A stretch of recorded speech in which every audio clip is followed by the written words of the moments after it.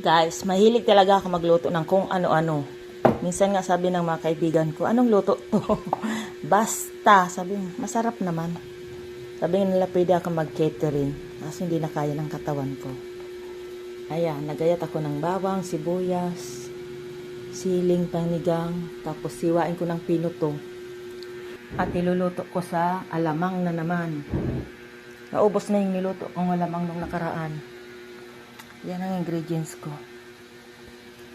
Lagyan ko pala ng luya. Itong gagawin ko ngayon, alamang lang, pwede ng ulam kasi marami akong pork na ilalagay. So, iwain na natin yung luya.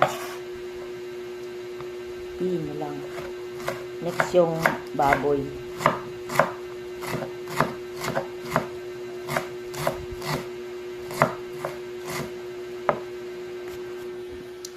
Ganda yung alamang kasi eh.